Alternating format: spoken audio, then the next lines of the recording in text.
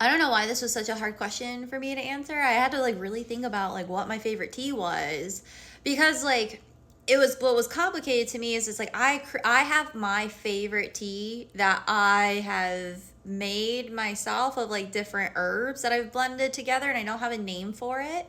So I'll just like talk you through it. I have a couple, they're under my free reads and also in like my ritual section on my blog, that I've talked about some of the tea blends and variations of like nighttime or ritual teas that I put on there. But my favorite that I create for myself, it has chamomile, lavender, Earl Grey decaffeinated, red rose, blue lotus, and mugwort. And then I add honey and cinnamon and nutmeg and a few other things in there. But that is like the strong base for like my nighttime meditation ritual tea. Everything about it is just perfect. And like I said, add honey, but also milk. So I don't know if lemon would be good in there. If you're like a honey and lemon person, the lemon may not be a good addition, but the honey definitely would.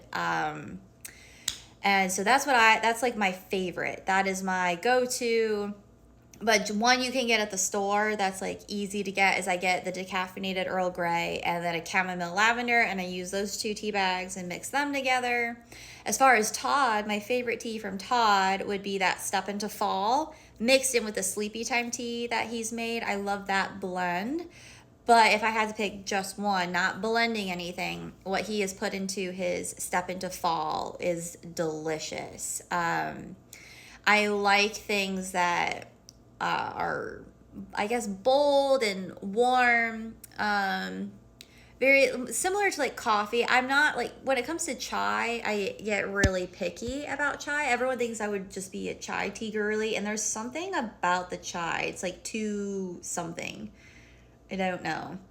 But the Step into Fall, not to say that has a chai taste to it, that's not accurate, but it would be for people who think that chai is too chai, and if for people who understand what the fuck that means, then the Step into Fall is like a great, it's in the same realm. It's like, I don't know how to describe it, but that would be like my favorite teas. I like things that are calming. When it comes to like the fruit tea, I'm real weird about it. It has to be just right, and I usually like those more in like an iced version, like a bubble tea version. And with the floral notes, I have to have a black tea that grounds it. And Earl Grey to me really balances out the floral notes.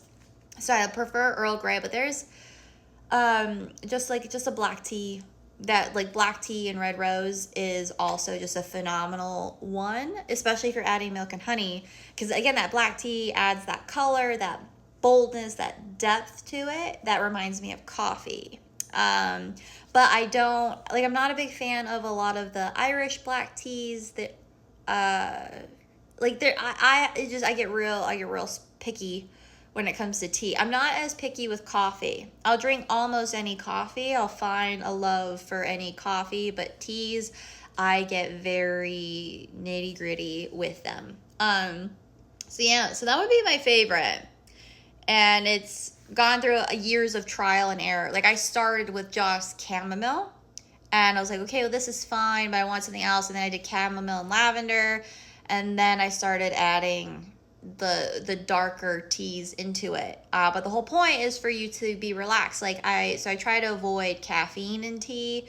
Green tea is probably one of my least favorites, even though I know it's really there's a lot of benefits for you. So I try to incorporate that. But I'll do like a green tea and jasmine and ice it with honey, and that's really good. And I don't put milk in that one. That is something that you don't put milk in, if you ask me.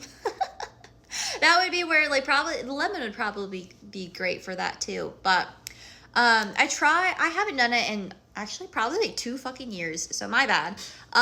For those who have kept up with any of the recipes I would share on my blog, I haven't added like a good recipe in a minute, and that's because like I don't formally measure things. Like if you want a recipe from me about anything in like kitchen witchcraft or just like the tea blends or the elixir blends that I do, it's like, hey, these are the ingredients, find your own ratios.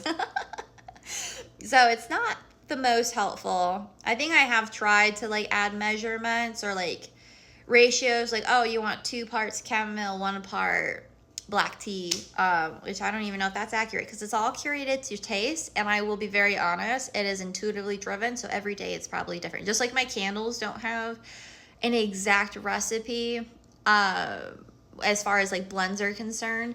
Like, yes, it is 2 teaspoons per ounce of wax, essentially, is how that would go, or per, yeah, something like that. I'm questioning myself now, but so that is, but then like the fragrance is like how much of a certain fragrance or how much of a certain herb I put into things is always different, because some days I feel like I need more lavender, some days I feel like I need more mugwort, or what, vice versa. Oh, what a happy boy. Hi, Vegas.